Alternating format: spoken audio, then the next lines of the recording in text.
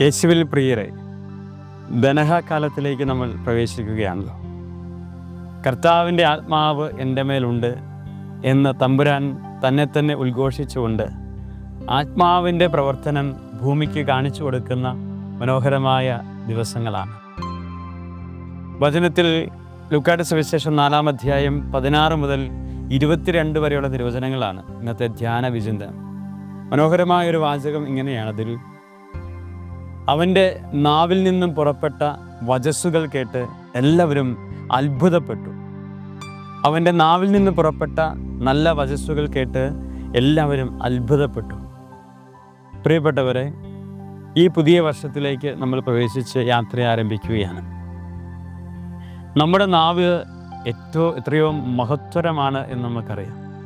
ഒരു മനുഷ്യൻ്റെ ശബ്ദവും കേൾവിയുമാണ് അവൻ്റെ വ്യക്തിത്വത്തെ ലോകത്തിന് കാണിച്ചു കൊടുക്കുക.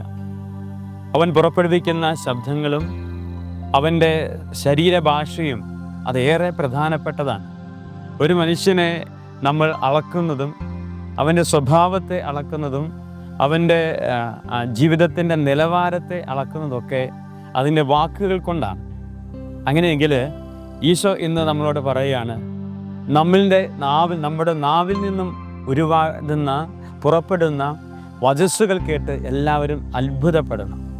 ജീവൻ കൊടുക്കുന്ന വചനം നമുക്ക് പറയാനായിട്ട് പറ്റണം. അതൊരു കൃപയാണ്. അതിനാണ് ഈശോ പറഞ്ഞത് അവൻ്റെ ഉള്ളിൽ ആത്മാവ് നിറഞ്ഞതായിരുന്നു. ആത്മാവ് നിറഞ്ഞ ഈശോയെ സംബന്ധിച്ചിടത്തോളം അവൻ പുറപ്പെടുവിച്ച എല്ലാ വാക്കുകൾക്കും ജീവനും ജീവിതവും ഉണ്ടായിരുന്നു എന്നുള്ളതാണ്. ഈശോ വചനത്തിൽ പറയുന്നതാണ്, അന്ധർക്ക് കാഴ്ച കൊടുക്കാൻ, അടിച്ചമർത്തപ്പെട്ടവർക്ക് സ്വാതന്ത്ര്യം കൊടുക്കാൻ, കർത്താവിൻ്റെ വത്സരം മനോഹരമായി ഭൂമിയിൽ പ്രഖ്യാപിക്കാൻ എല്ലാമാണ് ഞാൻ വന്നിരിക്കുന്നത്. അതിന് എൻ്റെ നാവുകൾ വിശുദ്ധമാകണം. അതിനുണ്ടായിരിക്കേണ്ട കൃപ പരിശുദ്ധാത്മാവ് നിറയുക എന്നുള്ളതാണ്. ഈ പുതിയ വർഷത്തിൽ നമുക്കും ആഗ്രഹിക്കാം.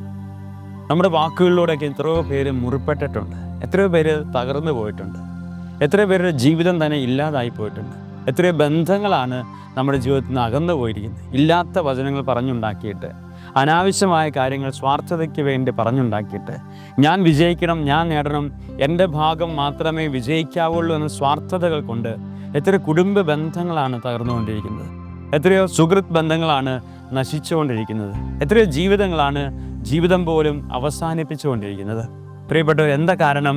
നമ്മുടെ ഉള്ളിൽ ആത്മാവുള്ള ജീവനുള്ള വാക്കുപയോഗിക്കാൻ നമുക്ക് പറ്റുന്നില്ല എന്നുള്ളതല്ലേ. അതുകൊണ്ടല്ലേ ഒത്തിരി പേര്. അതുകൊണ്ട് നമ്മളിങ്ങനെ പരാതിപ്പെട്ടിട്ടൊന്നും കാര്യമില്ല. ക്ഷമിക്കണമെന്ന് പറയാൻ വേണ്ടി എളുപ്പമാണ്. പക്ഷേ ക്ഷമിക്കാൻ മാത്രം മനുഷ്യർ അത്രമേൽ ആത്മാവിൻ്റെ നിറവുള്ളവരൊന്നും അല്ലല്ലോ. നമുക്ക് അത്ര പെട്ടെന്ന് ക്ഷമിക്കാനൊന്നും സാധിച്ചെന്ന് വരില്ല. കാരണം ഒരു ഉപമയിലൂടെ പറയാറില്ലേ, എറിഞ്ഞ കല്ല് നമുക്ക് തിരിച്ചെടുക്കാൻ പറ്റില്ല, പറഞ്ഞ വാക്ക് നമുക്ക് തിരികെ കൊണ്ടുവരാൻ പറ്റില്ല. അതിങ്ങനെ മുറിവായിട്ട് അവിടെ കിടക്കും. മനുഷ്യനായതുകൊണ്ട് തന്നെ അത് മറക്കുക അത്ര എളുപ്പമുള്ള കാര്യമല്ല.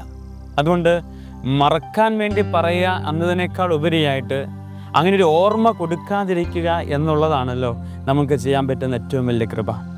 അനാവശ്യമായി അറിയാത്ത കാര്യങ്ങൾ പറഞ്ഞുണ്ടാക്കി വെറുതെ മുറിപ്പെടുത്തുന്ന മനുഷ്യരായി മാറാതിരിക്കുക. അല്ലെങ്കിൽ എൻ്റെ സ്വാർത്ഥതയ്ക്ക് വേണ്ടി, എൻ്റെ ലാഭത്തിന് വേണ്ടി, എനിക്ക് നേടിയെടുക്കാൻ വേണ്ടി ഒരാളെ തരം താഴ്ത്തി കാണിക്കുക, അവൻ വളരുന്നത് കണ്ട് അസൂയപ്പെട്ടുകൊണ്ട് അവനെ നശിപ്പിക്കാൻ വേണ്ടി എല്ലാ വചനങ്ങൾ പറഞ്ഞുണ്ടാക്കുക. അത് വാക്കിലൂടെ മാത്രമല്ല, നമ്മൾ ഉപയോഗിക്കുന്ന മൊബൈൽ മാധ്യമങ്ങളിലൂടെയൊക്കെ നമുക്ക് കിട്ടുന്നൊരു വാർത്ത ചിലപ്പോൾ അത് സത്യമാണോ മിഥ്യയാണോ എന്ന് നമുക്ക് അറിഞ്ഞുകൂടാ. നമ്മളതിങ്ങനെ വെറുതെ ഫോർവേഡ് ചെയ്ത് വിട്ടുകൊണ്ടിരിക്കുക. അല്ലെങ്കിൽ അറിയുന്ന കാര്യം തന്നെയാണെന്ന് വിചാരിക്കുക. ഒരു മനുഷ്യനെ നശിപ്പിക്കുന്ന ഒരു കാര്യമാണ് എൻ്റെ അറിവിലേക്ക് വന്നിരിക്കുക. അത് നമുക്ക് എന്തിനാണ് മറ്റുള്ളവർക്ക് പങ്കുവെക്കുന്നത്? പ്രിയപ്പെട്ടവരെ, ഇന്ന് അന്ത്യ ചർച്ചകളൊക്കെ നിങ്ങൾ ശ്രദ്ധിച്ചു നോക്കിയേ. ഇങ്ങനെ കുടുംബത്തെ മലിനമാക്കുന്ന വാചകങ്ങളാണ്. തെറിവിളികളും കൂക്കുവിളികളും പരിഹാസങ്ങളും അട്ടഹാസങ്ങളും ഒക്കെ നിറഞ്ഞിരിക്കുന്ന അന്ത്യ ചർച്ചകൾ നമ്മൾ കുടുംബങ്ങളിൽ ഇങ്ങനെ ശബ്ദമുഖരിതമാകുമ്പോൾ അത് കൃപയല്ല, അത് നഷ്ടപ്പെട്ടു പോവുക നമ്മുടെ കുടുംബത്തിൻ്റെ ഐശ്വര്യങ്ങൾ. നമ്മുടെ വാക്കുകൾ കേട്ട് മറ്റുള്ളവർ അത്ഭുതപ്പെടണം. ഇത് വലിയ കൃപയുടെ വാക്കാണല്ലോ, ഇത് ജീവൻ നൽകുന്ന വാക്കാണല്ലോ. അങ്ങനെ ജീവൻ കൊടുക്കാനായിട്ട് നമുക്ക് പറ്റുമ്പോഴാണ് നമ്മൾ നല്ല ആത്മീയ മനുഷ്യരായിട്ട് മാറുക. ഈശോയുടെ വചനങ്ങൾ എപ്പോഴും അങ്ങനെ ആയിരുന്നില്ലേ? പരിശുദ്ധ അമ്മയുടെ മേൽ നിറഞ്ഞതും ജീവനുള്ള വചനമായിരുന്നു. അമ്മയുടെ മേൽ വചനം മാംസം ധരിച്ചു എന്നാണ് പറഞ്ഞത്. അങ്ങനെ വാക്ക് മാംസം ധരിച്ചു. ആ വാക്കിൻ്റെ പേരാണ് ക്രിസ്തു. ആ ക്രിസ്തുവാണ് അനേക കാര്യങ്ങൾക്ക് ജീവനും ജീവിതമൊക്കെ കൊടുത്തുകൊണ്ടിരിക്കുന്നത്. നമ്മൾ വിശുദ്ധരുടെ വാക്കുകളൊക്കെ ഉപയോഗിക്കാറില്ലേ? അവർ പറഞ്ഞ പുണ്യവാക്കുകൾ നമ്മൾ മറ്റുള്ളവർ പറഞ്ഞു കൊടുക്കാറില്ല. കാരണം എന്താണ്? ആ വാക്കുകൾക്ക് ഇന്നും അനേക കാര്യങ്ങൾക്ക് ജീവൻ കൊടുക്കാനായിട്ട് പറ്റുന്നു എന്നുള്ളതാണ്. അതുകൊണ്ട് നമ്മുടെ വാക്കുകൾ അഭിഷേകമുള്ളതായി തീരട്ടെ. പുതിയ വർഷത്തിൽ മുറിവുണ്ടാക്കാൻ എളുപ്പമാണ്, അത് ഉണക്കാൻ അത്ര എളുപ്പമല്ലെന്നേ. മുറിവുണ്ടാക്കാൻ ഒരു കത്തി കൊണ്ട് വെട്ടിയാൽ മതി, പക്ഷേ ആ വെട്ടിയ ആൾക്കത് ഉണക്കാൻ പറ്റില്ല. കാരണം ഷുഗറുള്ള ശരീരത്തിലാണെങ്കിൽ അത് ഉണങ്ങില്ലല്ലോ. അത് ഡോക്ടർമാർക്ക് പോലും ഒരു പക്ഷേ അത് ഉണക്കാൻ പറ്റിയെന്ന് വരില്ല, അത് പഴുത്ത് വ്രണമാവും, അത് മരണകാരണമാകും. അങ്ങനെയെങ്കിൽ ഞാൻ പറഞ്ഞൊരു വാക്കുകൊണ്ട് ആരെങ്കിലുമൊക്കെ ഈ ഭൂമിയോട് വിട പറയേണ്ടി വന്നാൽ എത്രയോ പരാജയപ്പെട്ട മനുഷ്യരാകും നമ്മൾ. അതുകൊണ്ട് പ്രിയപ്പെട്ടവരെ, നമ്മുടെ വാക്കുകൾ വളരെ ശ്രദ്ധിക്കണം. നമ്മൾ പറയുന്ന വാക്കുകൾ കൊണ്ട് മുറിവുണ്ടാകുന്നുണ്ടോ, വേദനിക്കുന്നുണ്ടോ, സങ്കടപ്പെടുന്നുണ്ടോ, ഒറ്റപ്പെട്ടു പോകുന്നുണ്ടോ, തളർന്നു പോകുന്നുണ്ടോ, മരണകാരണമായി തീരുന്നുണ്ടോ എന്ന് നമ്മൾ ധ്യാനിക്കേണ്ട ദിവസങ്ങളാണ്. അതിന് ഈശോ പറയാണ്, നിൻ്റെ ഉള്ളിൽ ആത്മാവ് നിറയണം, അപ്പോൾ നിനക്ക് ഇങ്ങനെയുള്ള കൃപയുണ്ടാകും. വാക്കുകൾ അഭിഷേകമാകാൻ, നിൻ്റെ ഐഡൻറ്റിറ്റി വെളിപ്പെടുത്താൻ വേണ്ടി. വെറുതെ തെറിവിളികളോ കളിയാക്കലുകളോ ഇല്ലാ വചനങ്ങൾ പറഞ്ഞുണ്ടാക്കലൊക്കെ നമ്മുടെ ജീവിതത്തെ തന്നെ ഇല്ലാതാക്കും. ഒരുപക്ഷെ മറ്റുള്ളവരെ സന്തോഷിപ്പിക്കാൻ വേണ്ടിയായിരിക്കാം, പക്ഷേ ആ സന്തോഷങ്ങൾക്ക് വേണ്ടി ഉപയോഗിക്കുന്ന വ്യക്തി ജീവിതങ്ങളോ സാഹചര്യങ്ങളോ ഒരാളെ മുറിപ്പെടുത്തുന്നുണ്ടെങ്കിൽ നമ്മളത് അനുവദനീയമല്ല എന്ന് വചനം നമ്മൾ ഓർമ്മപ്പെടുത്തുക. കളിയാക്കുന്ന സന്തോഷമൊക്കെ നല്ലതാണ്, പക്ഷേ നമ്മൾ ഉപയോഗിക്കുന്ന വാക്കുകൾ കൊണ്ട് കളിയാക്കാൻ ഉപയോഗിക്കുന്ന ഒരു വ്യക്തിയെ കൊണ്ട്, ഒരു സംഭവത്തെ കൊണ്ട് അവിടെ നിൽക്കുന്ന ആരെങ്കിലും മുറിയപ്പെടുന്നുണ്ടെങ്കിൽ അത് നമ്മൾ സൂക്ഷിച്ചുപയോഗിക്കണമെന്ന വചനം നമ്മൾ ഓർമ്മപ്പെടുത്തുകയാണ്. അതുകൊണ്ട് എൻ്റെ നാവിൽ നിന്ന് കേട്ട വചനങ്ങൾ കേട്ട് അനേകർ അത്ഭുതപ്പെടണം. ഇത് വിശുദ്ധ വാക്കുകളാണ്, ഇത് അഭിഷേകമുള്ള വാക്കാണ്. ആ വാക്കുകൊണ്ടാണ് നമ്മുടെ ഐഡൻറ്റിറ്റിയെ മറ്റൊരാൾ വിലയിരുത്തേണ്ടത്. പ്രിയപ്പെട്ടവരെ, ഈ പുതിയ വർഷത്തിൽ നമുക്കുണ്ടായിരിക്കേണ്ട ഒരു തീരുമാനം അതായിരിക്കട്ടെ, എൻ്റെ വാക്കുകൊണ്ട് ആരും മുറിപ്പെടാൻ ഇടവരുത്തരുത്.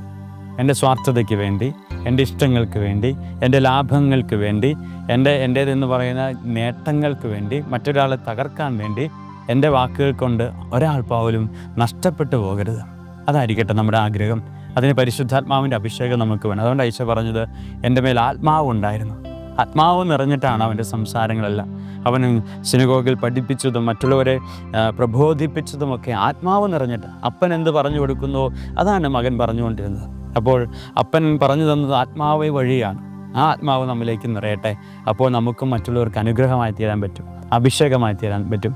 ദൈവം നമ്മളെ അനുഗ്രഹിക്കുമാറാകട്ടെ. ആമേൻ.